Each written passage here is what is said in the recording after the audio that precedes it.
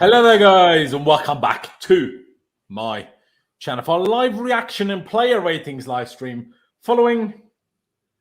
And listen to this: Chelsea 1, Brentford 4. What? Excuse me?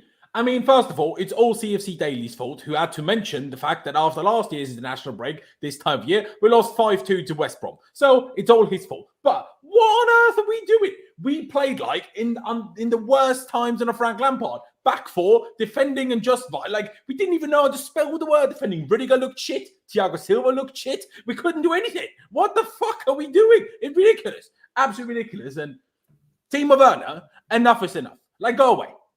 Like, just go away. Why is he in the starting? I don't understand. And, angry at Timo, all we can be, right? We'll get to that. But excuse me, Thomas Tuchel, we all love you. And this doesn't mean I hate you. Please don't take this out of context. No. But I'm going to be angry here. Why on earth is that man, Timo Werner, anywhere near the starting 11? Like, Kennedy should be closer to the starting 11 than Timo Werner.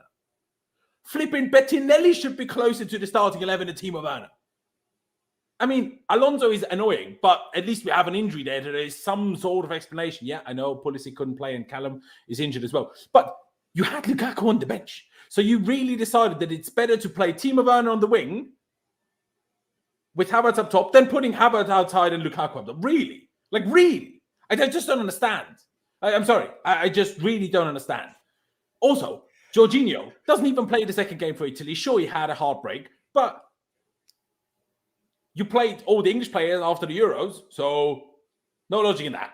Jorginho literally was rested by not having to play the second game for Italy, and now he doesn't play today. Why? Why? I don't understand. Kovacic, the only guy that actually plays well in our team, other than Havertz over the last few weeks, and he doesn't start again. How many games in the last few weeks has Kovacic even started? That's where every time we want him, okay, Kovacic is the one that has to start. Lineup comes out, Kovacic doesn't start. And every time we're like, what on earth is going on? I don't understand. I don't understand any of this, honestly. I don't understand any of this. Like, I'm so annoyed. Can we just go back to international break? Like, do you know when all of our problems were just, who's going to buy this club? Oh, much rather complain about that than complain about losing 4-1 to flipping Brentford. I'm fuming. I am absolutely fuming. Connor's joined us as well, but I will start. You know what? I will start with the least regular of our guests today. Jester, you said you had the barbecue ready because some people getting smoked today. Who's getting smoked today, bro? Because that, like, honestly, everything was bad from top to bottom, from the manager to the player. Mendy couldn't do anything right. Like, everyone was shit. Yeah, it was the worst performance I've seen in years. I understand the 5-2 from West Brom, but we played better in that game than we did in this game. It was absolutely awful. And, this is what people are going to get for being Agenda FC or Player Agenda FC over Chelsea FC. There is so many players in this squad that are not at the level anymore. But everybody wants to be, oh, well, this player's been here a long time and they brought me some good memories when I was a kiddo. I don't care. Okay? These are the same people that want to bring Eden Hazard back to the club. The dude who is out now for the rest of the season. The dude who hasn't been good since he left.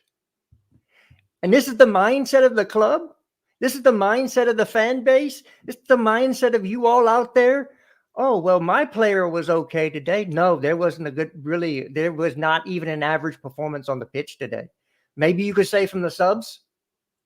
But from the starters, there was not even anybody that made an average rating today. They were awful. It looked like they were sleepwalking. And there's a few you can pick out from this. Timo Werner. I don't want to see you in a Chelsea kit ever again. Drop him from the squad. He is not good enough to play at this club. Marcus Alonso. My guy, you are slower than two old people having sex. I'm sorry. You ain't it. Ruben, thank you for the memories. Goodbye. Hakim Ziyech. A stiff wind will blow that guy over. I'm sorry. He is not physical enough to play in the Premier League. He is not. And I don't want to hear it anymore. Well, if Ziyech is a wizard, no, he's not. You give him time and space, yes, but you don't get in that in the Premier League. Thomas Tuchel, we play a back three for a reason. We have no midfield that can play defensively. That's on you. You got to hold that as well. So I know that's a little bit long-winded, so I'm going to let other people speak. I got plenty more where that come from, though. Bro, I hear you. One other thing, like you mentioned it there, the formation. We obviously started with the back four. The only guy of Chelsea that when we played Brentford away from home that dealt with Ivan Toney somewhat acceptably was Andreas Christensen. And he's the guy we didn't play today and just have him sit on the bench. Like, I know he's leaving for Barcelona. Fair enough. Fair enough. As long as we don't have someone to replace him, play him. Why is that? Like, I just don't understand. We're lacking wingers. And then that one time we don't have enough attackers, we play a back four. Like, we always complain, we play a back three. We have, like, takes us one attacking position out of the team. The one time that would actually make sense, because we have Pulisic not fit yet after playing for the US just the other day and coming back very late, and Calamatoro being injured. The one time that's the situation we're in, we play a back four. Excuse me. Why? I don't understand. I don't understand any of this. Honestly, I don't understand any of this. Con, obviously, because you were at the protest before the game, you didn't actually get to watch the first half, but nothing really relevant happened in the first half now when you look at things in the grand scheme of things of what happened in the second half. So, having seen just the second half, are you as confused as I am? Because I'm just like I don't understand, man. So yeah, bro, I got in, right, and I had my phone in charge because it died when I was out. So I was like, yeah, fantastic. So I put the game on, had to put it on the stream as well. That's pain in itself. And then I asked people on Twitter just saying, how did we play? And then that first half, I missed it, and everyone was like, oh, we played bad, etc., etc. And then I see Rudiger score that goal, and I'm like, oh my god, that I am like the best sort of good luck charm there is. And then bang, all of a sudden we're 3-1 down. I'm like, what's going on here? Then we capitulated. That's all it is, bro. We capitulated today. It was that second half is one of the worst I've seen in a long while, bro. I don't want to get. I don't know. I'm not going to overreact too much because it happens. It happens in football. People have off days. The lineup, I was confused. I don't know why Loftus started in the middle of three today in a back four. I don't know why Alonso played in the back four. This is why Sarr plays at left back. I know going forward he's awful, but defensively, he's all right. Asby as well at right back. Asby and Alonso, no disrespect, but in 2022 in a back four, no. Just no. And then I see Timo Werner playing. I'm like, for God's sake. It's, bro, yeah. I think a bit of Tuchel today. He really didn't have his best day today. I thought it was poor. Timo Werner, Alonso, what I saw, absolutely awful today. Loftus-Cheek was not impressed. Nagola I wasn't impressed with.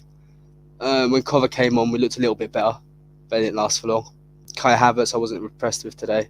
Ziyech, it did create a little bit, but ghosted a bit too much. And you only saw the second half in which Ziyech was better than it was in the first half. Yeah, why was he that bad in the first? Well, not that bad, but just didn't do anything. Other than had one, to be fair, he had our only chance in the first half. I will give him that. But in terms of I saw the highlight. With the lineup we had, he was clearly the guy given the creative responsibility with the team that we put out today.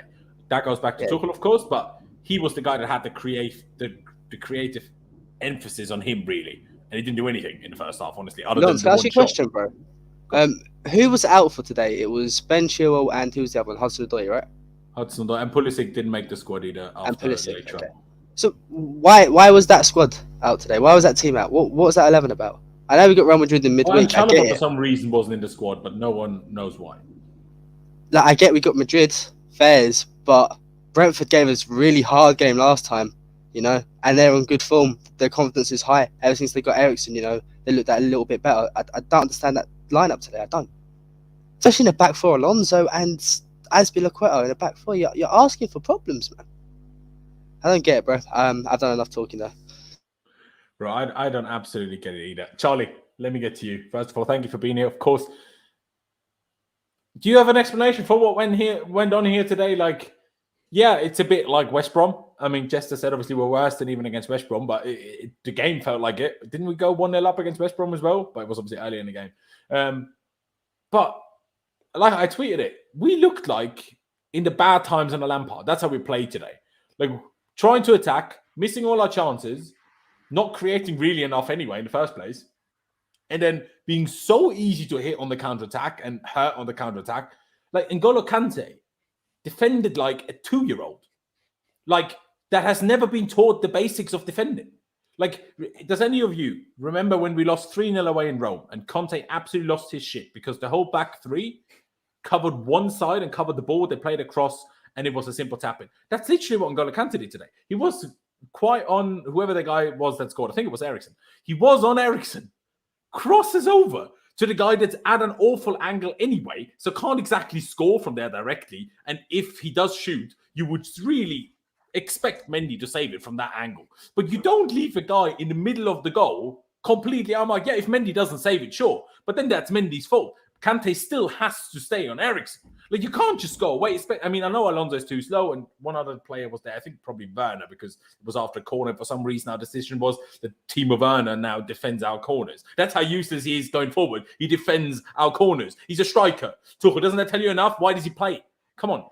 But anyway, Kante just leaves Eriksen alone. I'm like, if even Kante and Thiago Silva and Antonio Rudiger can't defend anymore, then there's no hope. Yeah, no, I agree, Matt. I think that obviously it's important to kind of put a bit of context on it. Yes, we're awful today, and it's important to criticise the performance. But, you know, if you actually look at it, it's the first time we've lost this year. Yes, it was poor. Yes, we've got Real Madrid on Wednesday, but I'd rather have this performance now than on Wednesday night. But having said that, like from start to finish today, everything was awful, terrible. Everyone was shocking. Back four, I haven't got a massive problem with the back four, but whenever we seem to play it, as Clutch said in the chat, the personnel seems to be a bit off. Like it's not what we should be going with, you know. And then defensively, all over the shop, attacking offered very, very little. And of all the days for Rudiger to finally score his screamer, and no one cares because we got absolutely embarrassed. Like it's just one of them. I don't know what happened to us defensively all over the shop. You know, as you said, you know, who's tracking Eriksen? You know, like defensively, 3 guys are going over to try and stop the cross, leave one man in the middle unmarked. No one's tracking the runner from midfield. You know, it's just basic things. And today, as much as we love Tuchel, he got it wrong. Everything was wrong today from Tuchel. Everything. Subs were too late. Lineup was wrong. Tactics wrong. Everything wrong. But it's just one of those things. It happens every now and again. This was far. I know people refer it to the West Brom game. This was far worse than the West Brom game. The West Brom game, we played over an hour with 10 men. We had 11 men for this game. All right, you could argue maybe 9 men with Alonso and Werner. Who got sent off again back then? Thiago Silva. Oh yeah, there you go. Yeah. You could say we had 9 because Werner and Alonso were playing, but there was 11. There was 11 people out there. This was far worse, and I don't know. I just feel like maybe a result like this was coming. You know, with everything that's going off on the pitch, we've done so well to hold it all together. You know, maybe it was bound to happen. But yeah, the stupid international break just ruined the flow. Like we had this flow of where even though everything's crazy around the club, we somehow were in this flow where we could just keep winning anyway.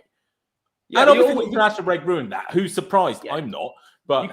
I mean, you can't keep winning. Like, let's be real. Look, no one's team's going to win every single game, but there's losing, and then there's losing like we did today. Like that's unacceptable. It's acceptable to lose football matches, but it's unacceptable to lose football matches in the way that we lost a football match today. That's not acceptable, and that's on everyone.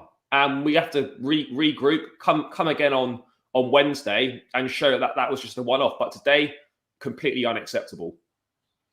Exactly. Considering, I'm not sure if any of you guys will know this, but considering CFC Daily was going on about how we played, or just directly after the international break, we lost to West Brom last year.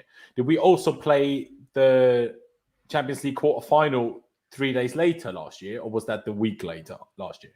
Because if so, I guess good omen, because we won that. So, you know, we have to twist it in positive ways if we can. But Clutch, let me finish that kind of intro type thing with you, man. It's just disgraceful today, wasn't it? The champions of Europe played brilliantly, didn't they? Brentford? They're the champions of Europe, or are we who? I'm confused here. Who played like it? Because Brentford were that much better than us today. It was actually embarrassing. I mean, I knew from minute one it was going to go sour.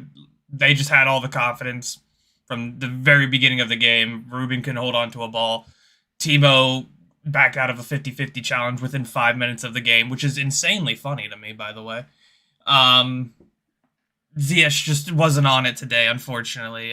Just all around, Mendy had problems. Mendy almost gave up a stupid goal within, 10 minutes of the game? Just passed it right to the guy, and the guy should have scored, but it was awful. From the lineup, and Tuchel's got to hold it today. He really does. I mean, I really want to see Ruben succeed here, and the only way he's going to do it is in that sixth position. But it's just not been good enough. And why Jorginho, who came back early, was not on the field to start today, because I don't want him to start against Madrid. I wanted Conte to start against Madrid. Why is Jorginho not playing? There are so many decisions. Timo Werner, I don't even need to talk about him anymore, because he is what he is. This is an average performance for him. This is baseline. Anything better, it would be an absolute shock. Then you have Alonso on the same side in a back four. I'm sure they play a back four in Spain, but it doesn't matter. This isn't Spain. This isn't international. This is the Premier League. And he's just not good enough to do it. Conte as an 8. I don't know why Conte keeps playing as an 8. He often, when Havertz is there, if you're going to play Conte as an 8, at least put Lukaku in the middle. Because Havertz likes to drift. And I watched Conte play striker half the game. I don't understand it. I don't understand the tactics today. And it was terrible. Sure, we didn't have certain players. Whatever. You go on without those players. You have to. But it was just, Tuchel got it wrong from minute one. Unfortunately, I agree. And definitely with the super chat, appreciate it very much. Saying, is the uncertainty getting to the players? Maybe not. I don't think honestly we should be giving them that excuse today, because things haven't gotten more or less uncertain during the international break, and they were dealing with it before. Today was just really not it. I mean, I got the lineup up on screen now, and obviously people are aware that I'm a big fan of Ruben Loftus-Cheek. But one thing, I'm not going to sit here and say he was good today, but I will say, I have to ask Thomas Tuchel. He sits there in his press conference a few weeks ago and says Ruben's best position is as a single 6. I'm like, I mean, I don't see it, but sure. Now, we all know by far Ruben's best attribute is running with the ball, because there's very few humans that exist on this whole planet that are 6'4" and can move like Ruben Loftus-Cheek can. That doesn't happen that often. And the one thing he can't do when playing as a single 6 is run with the ball, because Kante plays striker and Mason Mount basically plays striker because Ziyech doesn't want to be in the front three, so he stays out wide as a right mid. So Ruben is the only midfielder that we have, essentially. Then he obviously gets blamed by the whole fan base for not defending properly. I'm like, well, no, it's true, but Jorginho couldn't, Rice couldn't, Kante couldn't, no one could defend in front of a back four by themselves. That wouldn't work if we constantly give the ball away and get hit on the counter-attack. And Brentford actually have a good day where their passing is good. No matter who the midfielder would have been, they would have always looked like mugs. But don't play him if you don't even allow him to show his best attributes. It's pointless. Ruben is really good at dribbling and decent at some other things and bad at some other things. But the one thing he's really good at, he can't do when playing this position. So why is he playing this position? I don't understand. He could do it if Kante stayed a bit deeper, and when Ruben went, Kante would drop deep. If that was how it works, then he could do that. But Kante's always playing a number 10 and second striker, because obviously Timo Werner is the most useless player in the world. So it's basically having one attacker list, winning. I also understand why Kante goes into attack, because with Timo there, we basically have a man down. So, it's just when I see this lineup, I'm like, okay, Pulisic's not fit, fair. Callum's not fit, fair. Chili's not fit, sure. All right. So why did we always play Malang Sarr as left back in the back four, but today we didn't? Why? Again, I said it earlier already. Jorginho was back, even missed the second Italy game. Why wouldn't he start? I don't understand. Kovacic, alongside Havertz, our best player of the last few weeks. Why wouldn't he start? I know he played obviously for Croatia. I understand that. But Rudiger played for Germany. Aspi played for Spain. That's no explanation for anything. Timo Werner played for Germany. Havertz played for Germany. There's not an explanation that Kovacic played for Croatia. That can't be the reason. And Timo Werner, why does that man start football games for us? It just annoys me so much. I can't even put it into words. Does anybody else want to throw some opinions on the lineups, or has everybody kind of said enough, and we should just go through? It's getting to the point where I'd rather see Ross Barkley in this team than Timo Werner. That's how far low he's dropped in my mind. I've been at that point 18 months ago, but and my disdain for Ross Barkley does not know bounds that this world can hold. So the fact that I want him over Timo Werner says a lot about how Timo Werner plays. Oh yeah, I want to say one thing, and I know I'm a little bit triggered today, and people might get triggered at me saying this now, but proper Chelsea, the diehard fans, laughing and ridiculing a protest after not taking part themselves. It was only season ticket holders today, so only the proper Chelsea and the die-hard ones, because nobody else could get in. All game, other than 10 minutes where we put some pressure on, I only heard Brentford fans. You booed Jorginho and Sarri in the past, but you still chant Timo Werner. Maybe it's not a good thing to be proper Chelsea, because that's ridiculous. Like, you laugh at other fans trying to help something going on at the club. Ridicule it. That's all Twitter was. And then you keep chanting Timo Werner, probably the technically worst player we've had since we were in the second division of English football. I can't imagine we've had a player that's worse since then. Honestly, it's impossible to imagine. And then they give it the big one every time. But you boo Jorginho, but you keep chanting Timo Werner. It just pisses me off. Pisses me off. I do, but nah, it just pisses me off. Let's get into the ratings. Do you know what? Usually we leave Mendy to last, but let's go with Mendy first. I swear in the last 2 months, the guy's given the ball away more than in the 18 months before that. Why does he keep passing it to the opponent? Can you stop doing that, please? That's pissing me right off. All of a sudden, he can't pass anymore, but instead he can save penalties. Brilliant. But the one time we had a penalty shootout, we took him off. Great. Fantastic. Yeah.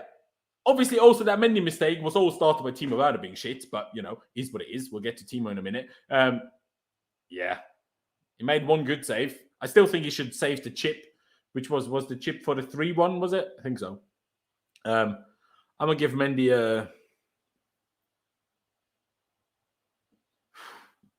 a 4, man. A 4. Yeah, I'm going harsh. Go on then. Clutch, why don't I start with you? What do you think? I don't know why his distribution has been so poor lately.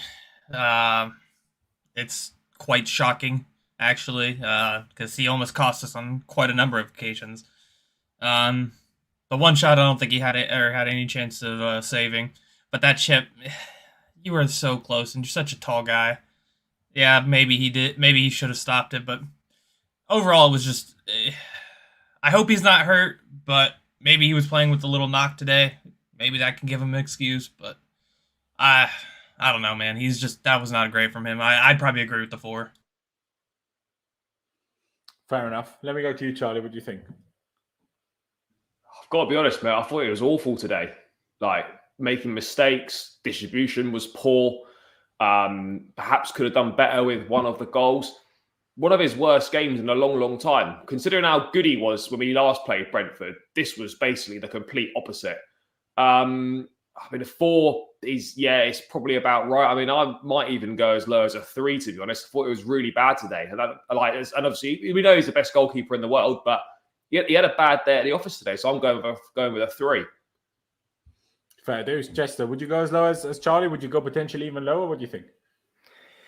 Yeah, the man started me thinking about, maybe we need to bring Kepa on. Bring Kepa on. I'm going to say that one more time. Bring Kepa on. That's what I was thinking. Get Mendy out of there, bring Kepa on. Because he was absolute garbage today. 1. He is not good at playing out of the back. He has never been good at playing out of the back. And you got beat twice on goals you should have saved. One at the second one, he got beat at the front, his near post.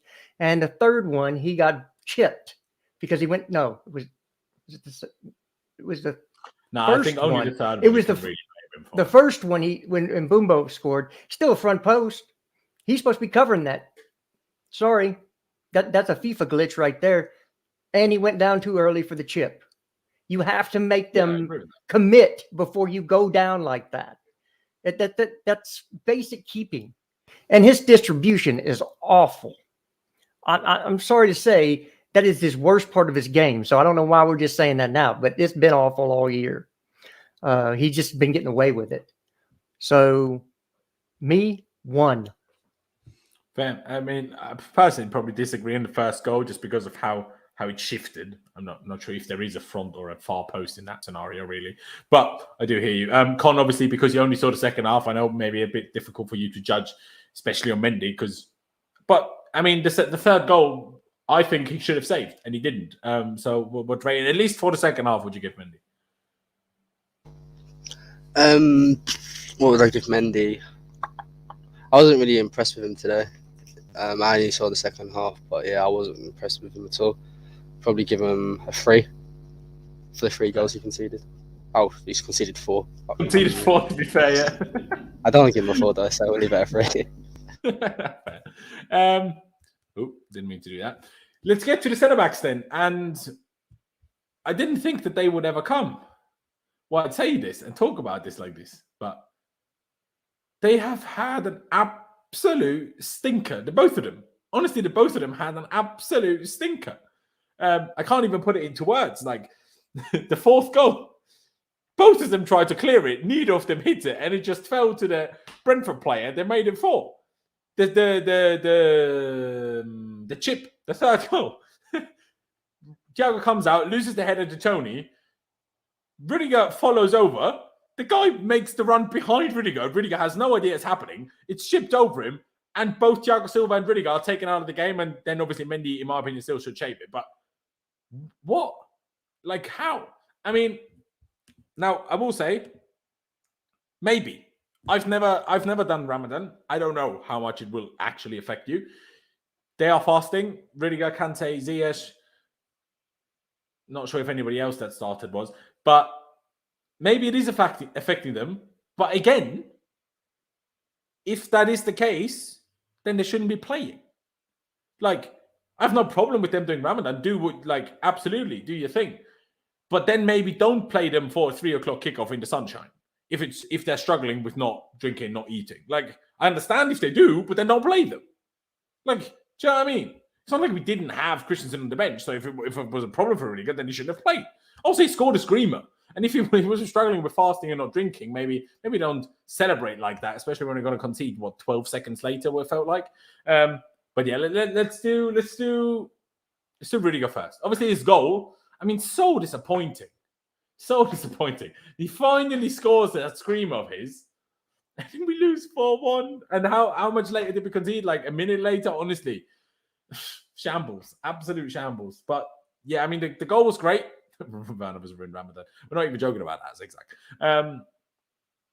Goal was great, but everything else was pretty diabolical, if I'm being honest. There was no useful distribution either, if I'm being honest. I'm going to give Rudiger... I'm going to give him a 4. That's a 3 + 1 for the goal. That's why I'm going to give him a 4. Because there was obviously moments where he was okay. But like he was basically at fault for 2 of the goals. That's just not good enough. Like, obviously, I'm not saying now Rudiger is forever not good enough. But today wasn't good enough. And I'm sure he will be back to being amazing against Real Madrid on Wednesday. But today, really bad. Really, really bad. Again, Con, obviously, of course, only in the second half. Although Rudiger didn't mess up that much that I can remember right now in the first half anyway. So if anything, you're kind of there in the second half. So goal was great, but after that, it really wasn't, was it? Yeah, I don't think Rudiger had a great game from what I saw. The goal was great. So happy he scored one. I was like, I've seen it. I feel complete. And then bang, 10 minutes of hell, you know. Solely, I don't think he was the worst for the back four, but all of them have to hold it today because they conceded 4 to Brentford. There's no escaping that at all. I think 4 was generous, to be honest. Yeah, it's generous. I won't give him a 4. I'd give him a 3. And that's max. I think maybe I am being generous. I can't even lie. Maybe 4 to Brentford, man. Like, you really got Thiago Silva. You two are better than that. So much better than that. I know they didn't really get help from the midfield today, but come on, guys. You're better than that. Yeah. First, did you say 3, yeah? Or what did you say? Yeah, a free, bro. Fair. Why don't I go to you, Clutch? What do you think? Well, I'll start with Rudiger had the most shots on the entire team with like 7. So he was shooting all day today. Sorry to interrupt you on that. Good. That was the next annoying thing. Like, he scored a goal, and then he thought, okay, I'm going to score everything today. So every single time he had the ball, he decided to shoot that volley from the edge of the box. Bro, he was closer to the bloody corner flag than he was to the goal. What is that? You're a centre-back. I know you scored a screamer, but we also know you're kind of how often you hit those. So the fact that you just scored, if anything, should tell you don't shoot for the rest of the game. Sorry, Clutch. Go on. No, that's pretty much the point I was trying to get to. But yeah, I'd probably go for a 4. 3 plus the goal. It was a good goal, unfortunately. I mean, Pius has been saying it for months now. One of those is going to go in, and it finally goes in. And then we switch off. And he's one of the biggest players that switched off after that point. Still love the guy, still want him to stay, still want him to sign a new contract, but like most of these player ratings, people are going to be like, oh, you just hate Rudiger now. No one hates him. We got to judge it on the game, and he had a bad game. So, yeah, I go with a 4. Fair enough. Charlie, what do you think? Obviously, goal was outstanding. Could be a goal of the season contender. As Con said, great to finally see it after what seems like forever of trying. But outside of that, I've got to be honest, he was really bad today. Like, compared to what we normally expect from him. And it's not just him, it's pretty much everyone on the pitch was awful today. But by Rudiger's standards, he was terrible. So, I mean, I'll probably give his defending a 2 and a goal. The goal gets him a 1. So I think a 3 today is fair. Really not good at all. At fault for a few of the goals. Defensively not good. Yeah, just a bad day for Rudiger. Fair. So is it 2 4s and 2 3s? I'll go with a 3. Fair. Jester, you're going to sway in either direction? I presume lower, but, you've got to give you the benefit of the doubt. Wow. Yeah, I don't care if my defenders score, but I do care if they can defend. Yeah. Right? That's bonus points when your defenders score. So for me, 2. 1 for defending, plus 1 for the goal. He gets a 2. Fair. Bro, I can't even disagree. You know what? I'll let you actually go first before I even say anything about Thiago. Obviously, I said a few things, but in terms of rating, it's not often that we see Thiago Silva not being good, is it, Jester? Yeah, but again, he still was probably the best defender on the pitch, and that's not saying very much. So I'm going to give him a 2 as well. He just was not helped by either fullback, the goalkeeper, the midfield, the other center back on the pitch. For me, look, Thiago's coming to the end. I know he wants to play till he's 41, but when you get down and you've got all these games on your legs, you got to you got to play him in a 3. You cannot play him in a 4 because he has to exert that much more energy, and he's doesn't have that. He's not 25 anymore. So for me, he's a 2.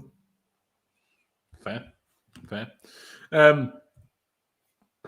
Con, I give you next one. What do you think? 2 a bit harsh? I don't think so. Rudiger scored and he got a 3, so I think 2 is fair. I love Thiago Silva. You know how I speak of him, bro. Normally I'm saying I'm bored of talking how good he is each week and week out, but like this week, bro, it's just weren't it. And it's fine, isn't it? Like, he just come back from Brazil, he ain't long back. Like, it's fair enough. He is allowed a day off as well, like an off day. It happens in football. He's 37, man. Give the guy a break. But you got to be honest, today it was crap. Does anybody else notice that the problem we have at Chelsea compared to someone just put it in the chat? This is why shows why we're behind Liverpool and City, and I don't even necessarily disagree because what Con said is right now is fair. Everybody will every now and again have a bad game. Doesn't matter who you are. Doesn't matter whether you're Messi, whether you're Ronaldo, whether you're Kante, whether you're Thiago Silva, whether you're Van Dijk. It happens to everybody. The problem is at Chelsea, we have this tendency that once 1 or 2 have a bad game, everyone does. Like, we very rarely have it. I mean, other than Timo and Alonso, they always have stinkers pretty much. But as soon as one of the more regulars has a stinker, it kind of affects everybody around them. It's never that the others almost catch and kind of protect one player for being really bad and kind of, make sure it's okay. For us, it's so often, and it doesn't matter the manager. It happened under Mourinho, happened under Conte, happened under Sarri, happened under Lampard, happened under Tuchel, happened last season, happened this season. Sometimes we just all have a stinker and there's no explanation for it. And whoever said it in the chat, you're not wrong. That is partly why we're behind Liverpool and Man City, because they sometimes have stinkers as individuals, but so much more rarely as a whole team than we do. So much more rarely. I will give, I gave Rudiger a 4. So I, on that logic, want to give Thiago Silva a 4 too, because I think it was defensively better, but didn't score, hence why. But obviously Rudiger in the end had a 3. So I'm not sure if I should give Thiago a 3 because that's what Rudiger got in the end, and I want to put him the same, or if I should give him the same as I wanted to give Rudiger. I don't know. So I'm going to say 4, but might be swayed. Charlie, what do you think? I don't know. It's difficult. I feel bad giving Thiago Silva a low rating because for everything he's done, but we've got to call it how it is. And he was terrible today. He really was. I know I gave Rudiger a 3 because he scored, but I actually thought Thiago Silva defended better than him. So yeah. I'm gonna go with a 3 for Silva on that one. But I can understand why the guys have gone with a 2. That would be totally fair, but I can't bring myself to do it, so I'm going to give him a 3. Fair dues. And clutch. I had to make sure who I hadn't had yet. What do you think? I know people saying 4 is too high. Maybe it is, in all honesty. Yeah, you know what? I'll take both my Rudiger and my Thiago Silva rating down to a 3. You know what? You've convinced me. But that actually puts Rudiger down to a 2.5 after. I think. Was it? I think so. Anyway, Clutch, go on. I'm going to agree with the 2. I think because I gave Rudiger a 4, then everybody gave him a 3, which is where we kind of roughly landed at. I think he was the point below Rudiger only because of the goal. Otherwise, their defending was pretty much equal, so I'd give him a 2. Fair enough. Fullbacks. Let's do Alonso first. Now, he had one good moment, which led to Ziyech's chance in the first half, the good shot that forced a decent save. That was the best moment Alonso had in the game. He went for a header, of a kind of another somewhat no-directional ball from Mendy in the middle of nowhere, I think. Won the header, forced to God knows who. But we Mount probably. But we started an attack from it. That was a good moment that Alonso had. Other than that, he never attempted a good cross. And when he attempted it, they were poor. He was too slow. He's just bad. But I will also go back to Tuchel. We just ran 2-1 down. And you think the decisive change is going to be taking Alonso off and bringing Reece James on at left back? Really? Like, if you put Aspie at left back and you give Reece the right to make us more attacking, fair. But to put Reece on the left, which essentially just makes us defensively better, when we just conceded a 2-1 against Brentford and in the end lost 4-1 anyway, well, that was a stinker. But Alonso, I'm not going to be stupid and give him a 0. Nah, jokes. Well, 0. It just ain't it. Like, I don't like Alonso at the best of times, even in a back 5 or back 3 as a wing back. But in a back 4, that's why I'm considering the 1, because I'm like, no, you know what? I will give him the 1 because I'm really annoyed at Tuchel. Everyone, other than Luis Enrique and Thomas Tuchel, is well aware that Alonso shouldn't be playing in a back 4. You played him in a back 4, so I'm not surprised that he was shit. Like, I'm not even that angry at Alonso, if I'm honest, because did I expect anything else? No. Do you know what I mean? No. So, yeah, that's why I'll say 1 and not 0, but it's as close to 0 as you can get without being a 0, honestly. It's just enough is enough. These players can't keep playing for us. It's ridiculous. I know he had a decent game against Liverpool in the cup final, but it's just ridiculous. The guy has no defensive awareness. Like, and he can't even pass. Like, the amount of through balls he just tried on the left that he played straight to the opponent every time, or to Timo, which is basically the same thing. It's just my days. I can't hack it, honestly, bro. I can't hack it. Clutch. Is 1 nice in your book, or what do you think? I think it's very generous. One of the things I almost want to keep the 0 just for Werner, if I'm honest. I like your point. I actually think I'm going to keep that point because Even though I don't even want to rate Werner or anything. Like, I wish I could have an emoji that would like fit him, because that's what he deserves. He doesn't deserve a rating.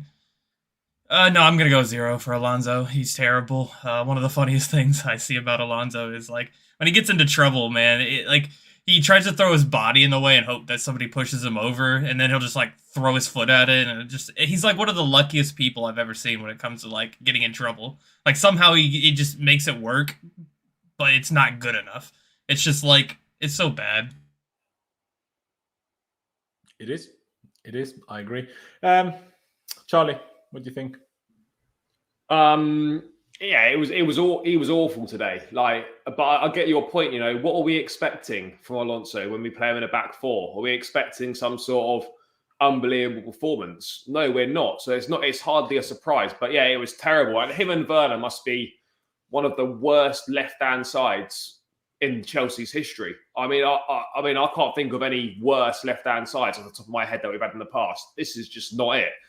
Absolutely, well, not so awful today. But the fact that I'll give him 1 just because he turned up to the ground. He gets 1 for that, but that's it. Fair enough. Can't disagree, if I'm honest. Chester, 0, 1, maybe a 2. What do you think? Oh, poo emoji. You want to give him a 1 for showing up. I have to give him negative numbers for showing up because he showed up. He was available for the game. So he doesn't deserve a rating. He was that bad. I'm sorry. I know he's not a left back, but you're a professional footballer, right? I expect you to do the basics. He couldn't do that. He gave the ball away. It was him who started the Tony chip in the first half. I think that came from Alonso passing the ball back. Well, initially it was all started by Werner, funnily enough, but I'll explain that. Yeah, but he was involved. I mean, it was a shit show. So there's more than one person involved in that show. 0. Fair. Okay, 2 1s, 2 0s. Con, what are you going to go with? Con, yeah. Sorry, I had food in my mouth, bro. My apologies. Okay. And first of all, I just want to say I'm so jealous that Charlie's got that top on with the Club World Cup. I was meaning to do it, and I just kept putting it off. And then when we couldn't do it anymore, I was like, unbelievable. That's my fault for being lazy. But Alonso, I'll give it 1. How was he in the first half?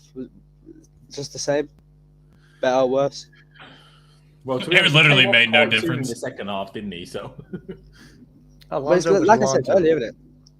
Back 4, when you see him there, you just know it's not going to be good. And like Charlie said as well, that left-hand side, it stinks, man. When you see that, you're just like, I don't really want to watch this game. That's the feeling it gives me. It stinks, bro. It does, mate. I guess overall it still leaves us at a 0.5. But let's go to us being the other side. Obviously, by the end, after we made the subs, I'll explain it later, we shifted to a 3-5-2 in the end. So Aspie was then playing right centre-back. But yeah, no, it wasn't good. His defending for the equaliser wasn't great. It took him way too long to shift across for Jean Let, whatever his name is, the guy that scored the equaliser. It took him way too long to shift across to try and get a block in, just way too slow. On the other goals, wasn't necessarily at fault as of my memory, if I'm honest. Although you could argue when Thiago Silva goes out for the header against Ivan Toney and Rudiger pushes wide, why isn't Aspie more central, for when we conceded the chip in the end? I don't know, if I'm honest. Did he do anything going forward? No. He was involved once and then Kante didn't give him the ball for whatever reason when Aspie was in a much better position. But he didn't make individual huge errors that gave away goals and cost us drastically overall. Hence why I will probably give him a 4, maybe 3. But I still think he should be higher than all the other defenders, if I'm honest. He might not have been better overall. He might not have played better than Thiago Silva, but he didn't make really bad mistakes still, and Thiago did. Hence why I'm going to give Aspie higher. Maybe 3 would. You know what? I'm going to say 3.5. Do you know what I mean? I'm going to do that. Why not? Esther, why don't I start with you this time? What do you think? Who'd you say, sorry? Jester. Sorry. Start with Jester. My fault. I didn't hear what you said. Captain. I don't know. You were a captain of a team that looked like they couldn't beat the Chelsea women team today. And that's no slight against the Chelsea women team. I just think they would beat the crap out of us today. They probably would, to be honest. And you were the captain, and at no time did you act like a captain in that game. I didn't see you trying to get people up. You didn't. You were a silent captain today. So, on the field, I guess he was a 3 because he's part of the defense that shipped 4 goals. But I'm going to give him a -1 for being a horrible captain today. So I'm giving him a 2. Fair. All right. Who shall I move on to? You know what? Let's give you the chance early this time. Not always where you go last. What do you think?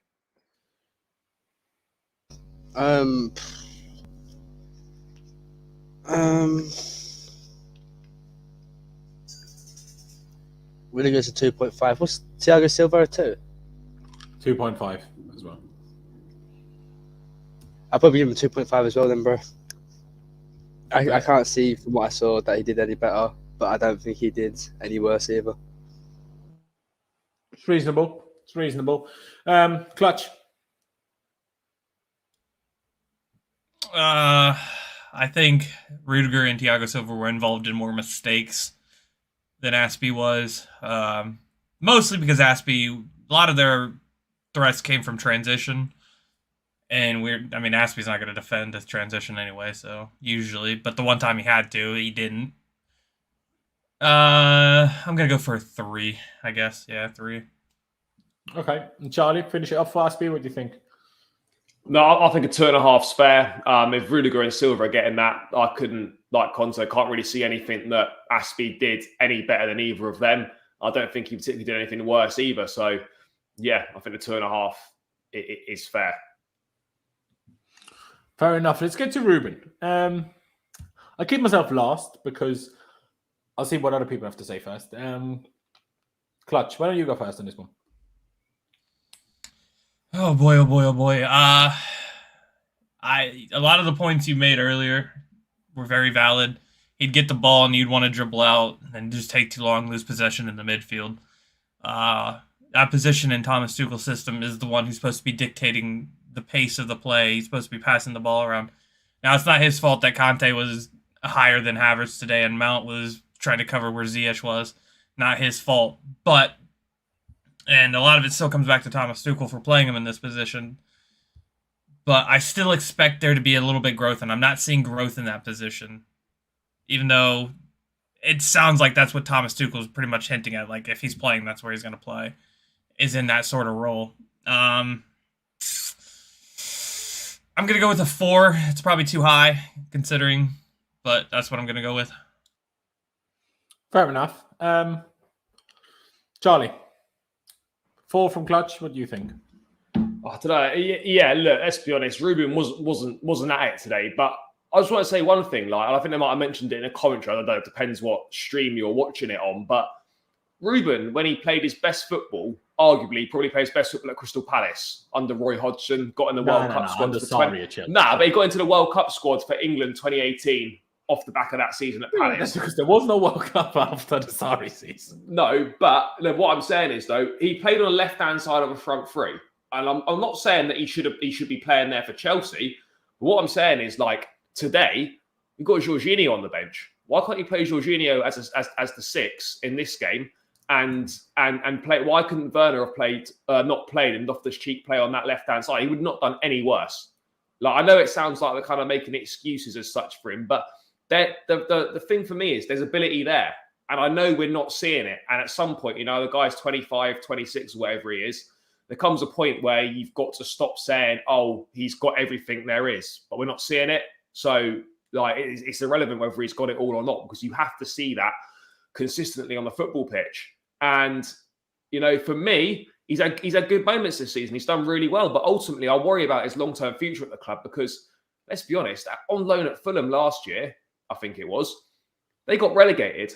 The guy wasn't even starting every week. How can you be on loan from Chelsea and not start for Fulham every week? He did start most games. I think he had like he wasn't starting. He wasn't starting on a regular basis, and he wasn't influencing the game when he was playing. I think he had a lot of injury problems at Fulham. Yeah, no. He had no injury problems, and he started most games. I will say that most games, obviously not every game, but he definitely didn't play well enough in terms of goal output. Didn't play well, but I just don't know. I just don't know what he is. Like Tuchel seems to think he's a single six. I don't think he's that at all. Like, can he do that? Yes, he can do that. Like, he's shown he can do that in certain matches, but he's so much better further up the pitch. Why is he not, like, I know obviously whenever Kante plays, he always plays in that 8, but why couldn't Ruben just played there? Like, when are we going to see him there? I know I don't want to go on about under Sarri, but when he played under Sarri, he actually looks really good. And now we're just getting like, he just plays anywhere really. And I think it's a problem that he's not got a set position is kind of perhaps affecting him because he never plays the same place each time. But I mean, having said all that, today was poor, giving the ball away a lot. He did some nice things, which is what he does. But yeah, I'd have to agree with Clutch. I think the 3.5 or the 4, I'll probably just tip to the 4. Okay. Con, what about you, Ruben? I apologise for what I'm about to say, Lawrence, but I just don't rate this guy, bro. I don't. I'm sorry. I've loved this guy for a long time. Don't get me wrong, I have. But this sentiment with off the cheek, he just needs to go in the summer, man. Like with the Fulham thing, you're right. He did start a lot at the start, but at the back end of the season, he was always on the bench, bro. He was always on the bench. So I don't know what happened with him there. But his best sort of period in the Premier League has been at Palace in that front three when he was playing like sort of as a winger, And like Charlie said, I don't know where he plays. Like where can you play this guy in this system? Today I didn't rate him at all. I'll give him a 2, to be honest. I thought like off the ball he was horrendous, absolutely horrendous, and on the ball I think he was so counterproductive at times. I think that's the word I'm looking for. I don't get it. He can dribble past players and all that. It's nice, but sometimes you just got to pass and keep it moving, And like sometimes he gets away with those turns. Sometimes he's done. It's like it's not needed. Just pass the ball, bro. You're not Kovacic, And yeah, considering him and Kova are like similar styles of midfielders, and you see the level between the two, he's just not good enough for Chelsea, man. It kills me to say it because I love him, and it's crap that it's worked out like this. But yeah, bro, I just don't rate him. I don't. All right, Jester, what do you think then? 1, 2, 2 4s so far. Where would you go? Yeah, I guess we can officially retire the Lucian Ballack because you can't put Ballack anywhere. You can't put Ballack's name anywhere near that man after that performance. Ballack would have done better. I guarantee it. I'd hope so. He was always out of position. He played more like Jorginho today than anything else, playing as a single 6. And by the way, Jorginho cannot play as a single 6. We would have had the same score line because that's having Alonso and Aspie who can't run, paired with Jorginho who can't run. We would have probably shipped 5 or 6. That's why we don't play him as a single 6.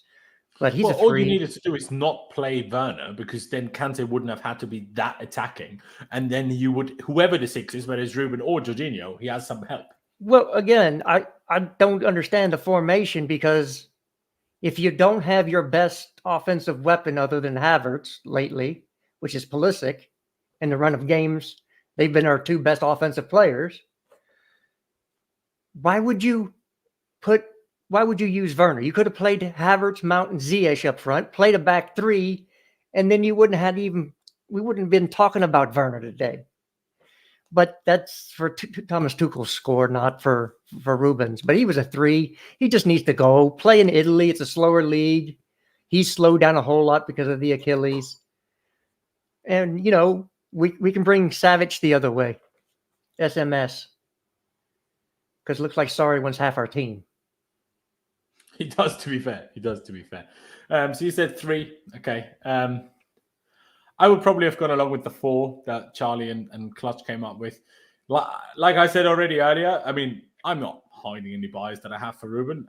It's a fact that everyone's fully aware of. So when I say things, you're aware of that. But I think, like Jester said, whether that was Jorginho today, whether it was anybody, if we play with a back four with those fullbacks, against a Brentford that actually has a good day, it's counter-attacking well, their passing was good in terms of playing out from the back directly. Also, Ivan Toney winning so many headers and then winning every second ball. That was going to be difficult for anyone that plays a single six there. Obviously, he should have won the 50-50 ahead of the second goal. I think it was the second goal. 100%. But again, Timo Werner had a header on the left-hand side after, I think it was Alonso or Rudiger, that played a long ball. Werner didn't even attempt to win the header. The ball falls into between Ruben and the Brentford player, and the Brentford player just nicks it past Ruben as Ruben gets there. But one thing I will say for Ruben, at least he tried to get into the challenge. Timo Werner didn't even attempt to get into the challenge. Yeah. Like I said, he had a couple of nice dribbles, but that's what he can't do much of as a six. He had one shot. Probably the best shot we had outside of Ziyech and Rudiger's, of course. Which says enough in itself, really. That was the best shot outside of those two. But yeah, I'm going to say 4, which probably leaves us at the... You said 2, didn't you? No, you said 3, Jester, and you said 2, Con, with 3 4s. It's probably somewhere between a 3 and a 3.5. My stream, 3.5 it shall be. N'Golo Kante. Now, again, why did he play? I don't understand. Like, I get maybe the idea against Brentford, okay? There's physical side, as most, relegation fighting teams are. So you wanted some physical players in there, hence why you went with Ruben and Kante. Fair enough. Okay, I hear it. But if Kante basically plays striker or number 10 or second striker, whatever you want to call it, it's a bit pointless, isn't it? Like, Kante had that nice shimmy at the edge of the box and then the nice little, Ronaldo chop. Didn't keep the ball after the Ronaldo chop. And while he did those things okay, it's N'Golo Kante. Why are we putting him in those positions? N'Golo Kante's biggest strengths are winning tackles, interceptions, and covering ground. But when we played him today, and that's exactly what we would have needed in midfield today against Brentford. But when we played him today, he couldn't show any of that. Any of that. So I do think it was a bit better than Ruben. Because I'm not going to blame Kante for being out of position, because I don't think that was a decision he made by himself. So I'm not going to be too harsh on that. Nah, I'm not sure. Either I'm 4.5 or I'm giving him the same 4 as I gave Ruben. I'll start with the 4, but maybe I'll push it up, but not sure. Now, do you know what? No, I'm not. I'm not going to just be nice because I know a lot of people always get on me for criticizing Kante. He wasn't good enough. Fact of the matter is, he wasn't good enough. 4 from my side then. Charlie, what about Kante for you today? Really poor, I thought. Like you said, mate, why is he playing in this game? Why? There's no reason. We don't need him in this game. I know, obviously, not being disrespectful to Kante or anything like that, because he's been fantastic for us and he will continue to do so in the big games. But why? It's for me, it's at the point now where why does Kante, if he's fit, have to play every game? Why? We've got there's other options there, and this guy doesn't need to play every week for us. Certain games don't require him, and this is, for me, this is one of them that didn't really require him to be there. I mean, for Eriksen today, why is Kante, who's someone that is renowned for his running, why is he not tracked back or even attempted to try and get back and just leave Eriksen in the box unmarked? I'm not saying he should get there, but the effort should be made to try and get there. And for me, that wasn't there. I hate him playing as a number 8. I really do. I can't stand it. Seriously, why? The guy is not a forward-thinking midfield player. Yes, his forward-thinking instincts have improved. The guy just looks lost. Whenever he receives the ball anywhere near the goal, he doesn't look like he knows what to do. So yeah, it wasn't good today. Disappointing from him. I don't know. Was he worse than Ruben? No, I don't know if he was. I'm going to go. I think roughly the same. I don't think there was an awful lot in it. I'll go 3.5 for Kante. But I think there's a conversation that needs to be had about Kante that a lot of people won't like. And I know we've been on streams before, mate, where, we've been critical of Kante and people hate it. But the reality is, for me, in my opinion, we don't need him to play every game when he's fit. So I'm going with a 3.5. Fair dues. Fair dues. Con, what do you think about Golo then? Obviously, again, you only saw the second half, so it's understandable if you're slightly different with us, but maybe you're not, because the second half was obviously the one that had all of the main events today, I suppose. Yeah, Kante today for me, bro. I don't see the point of it. From what I saw, I think I only got to see like nearly half hour of it today. But like he wasn't like Kante, for being a ball winner, And I don't think I saw him win the ball once today. Like, so what's the point? What was the point of him today? I don't get it. I don't get when Loftus is better in that forward part of the pitch and Nagolo is better like defensively, right?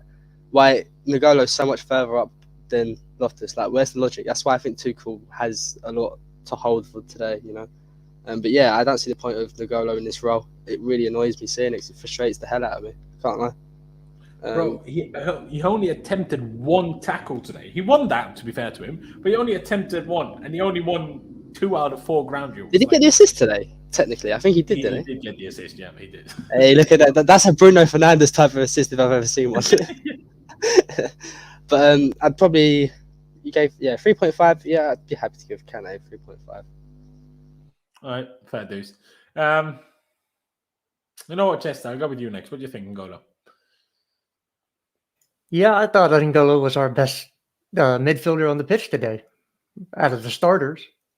We'll get into to Money Mount that channeled his inner William today on corners, but we'll get there. I know everybody thinks that Kante can play a 6. He cannot play a holding 6. We've tried that. Because he's just not that. And if you play him as a holding 6, you take everything that he's good at away from him. You have to give him a free role. And I thought he was our best midfielder. And I just looked at his stats and yeah, he was our best midfielder. So for me, since he was that, he's a 4 because they all weren't great. He also picked up a niggle, which I hope and pray does not keep him out of the Madrid game. He hurt his knee playing it offensively. And I guess he was almost our best offensive player all game, other than the Rudiger shot. So he had that chip in the first half to Mount that Mount volleyed, which is a beautiful chip. If Mount would have got more purchase on it. Kante's chip? Yeah, it was. Fair. And, he had a couple times and he got the ball in the box. So for me, I say 4. Fair dues on that one, although I'm not sure. I mean, I agree with you that you take a lot of his strengths away when you play him as a single 6. But I think you take even more of his strengths away if you play him as a basically number 10 or second striker. And that's what we did today. So I'm not sure if that helps his strengths anymore. Considering he had 1 tackle all game, quite literally shows it didn't help his strength because tackling is his strength.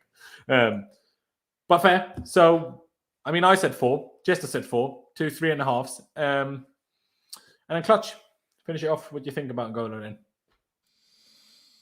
Well, that play where they got the second goal, I do think Kante should have stayed with Eriksen. I forgot that, man. I forgot. I'm changing my mind. 3. That is embarrassing. What is he doing? Sorry. How did I forget? Say your point, Clutch. Sorry. But yeah, they were ball running. I do kind of understand it a little bit, but I think to the point where it was Ziyech, Alonso, and Kante were running back. Ziyech was not fast enough. Alonso's clearly not fast enough. So I don't know why Kante didn't cover the man in the middle and let Bumo shoot from his angle rather than get an easy cross. I don't know why he ran over to do that.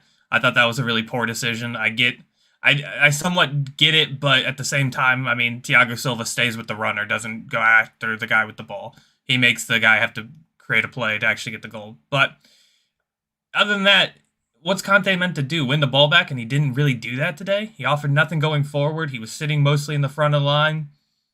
something we know he's not good at, I'd give him a 3.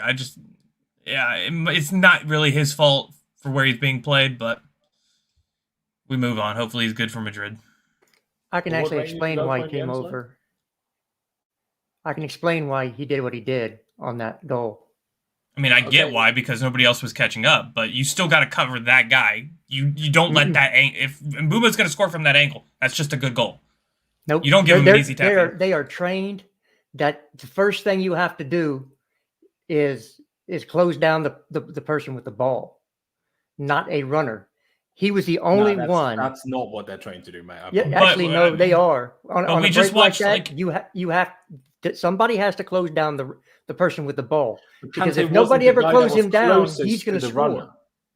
Kante was not the closest to the guy with the ball. He might be the quickest, but he was not the closest to the guy with the Yeah. ball. Okay, then who was? It was Alonso, who was never going to catch him. But that's not for Kante to decide, though. It's not for Kante to make that decision. If I have the guy completely unmarked behind me, I'm now going to storm across Alonso and Ziyech, whether they get there or not. Irrelevant. Because he didn't get there early enough either. Let's not pretend that Kante got there. Kante didn't get there. Otherwise, he would have blocked the cross. So he didn't get there, and he left the guy unmarked. So basically, he was nowhere. He wasn't with the guy with the ball, or he wasn't with the guy who would receive the ball. He wasn't with neither. He was just in the middle of nowhere. Because if had he gotten there, you're right, Jester, but he didn't get there. So he misjudged it in the first place. I didn't say that he did a good job. I'm saying that's why he went there, because you have to close down the guy with the ball first. But you only have to do it if there's a chance you get it. And as the footballer, you should know whether there's a chance you get it, and there clearly wasn't. Otherwise, he would have got it. Yeah. Well, I didn't say that it was good. It was a good play. I said that's why he did it. We've seen that exact same thing happen like 2 games ago with Thiago Silva, and Thiago Silva stayed with the runner, which allowed the guy to have to make a play. So that's exactly what I'm saying. The guy would have had to, Mbuma would have had to make a play on the goal. It wouldn't have been an easy tap-in. It was just an easy tap-in if Kante stayed with his runner. And Ziyech caught up. It was Ziyech and Alonso. So Thiago Silva did that exact same play like 2 games ago, and Thiago Silva ended up making sure we didn't get caught up on it. So it's a football intelligence play. That's all it is. Not saying it's bad against Kante. Coach, can you remind me, what did you say, 3 or did you say 4? What rank did you say in the end? I said 3. Okay. Yeah, I mean, to be fair, someone, Fantasy BJ Door, said Kante did get there. He just got mech, Laurenz. I mean, yeah, if you can't just get him mech as giving there, sure. No, but you're right, actually. He did get closer than I had in memory, because he did get mech. But you can also get mech from 3 yards away, which I can't remember how close he was. I thought he was a bit further away, but it did also get mech. Maybe I need to watch it back. But I still firmly disagree with when there's 2 players to your left, and then you storm to your left again while leaving another player completely unmarked over there. Ridiculous. If he checks his shoulder and sees there's someone behind him, which there wasn't, but so hence would he have checked his shoulder, he probably wouldn't have stormed over. But had he checked his shoulder, seeing there is someone behind him, then go across, sure. But if you're the only guy that's potentially covering any ball to Eriksen, who's in by far the best position to score a goal in this situation, really, because Buemo really wasn't even in a position to score. Like, if he would have come inside, Alonso is slow, obviously, and so is Ziyech, but they would have still been there enough with Mendy at the near post to almost certainly stop a goal, in my opinion. And then obviously he probably would have crossed regardless, and then it would have been about Kante stopping across to Eriksen. But I just think that's honestly dreadful. Okay, so Jester said 4. I turned that mine down to 3. Clutch said 3. Charlie, what did you say? 3.5, did you? And Con said 3.5 too? Yeah, I went 3.5. But Yes, I'm happy to lower it to a 3 if it makes it easier. Well, if you do it to 3, otherwise it would have been a 3. Now, Yeah, you know same. what? Even I do we want to give him lower than Ruben? Because otherwise I was just going to say 3.5.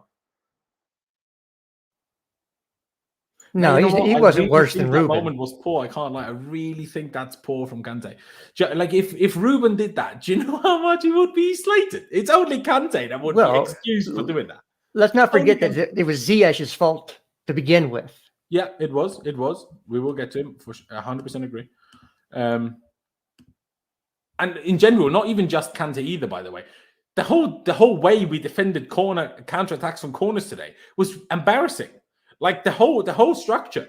Why half the time defend with Werners and Ziyech than Alonso's? Like, We don't have that many fast players. I mean, I guess with Timo it made sense. But why was it Alonso back there in the first place?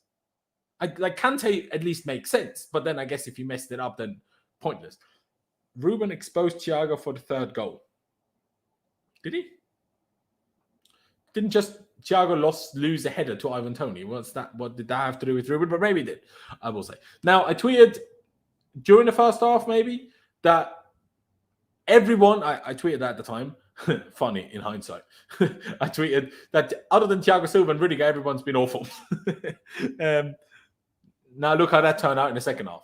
But I said at the time that from the more attacking players, of which I mean fullbacks, midfielders, and attackers, so basically just not centre-backs and goalie, I thought Mount was the most acceptable one, even if still not good, I specified.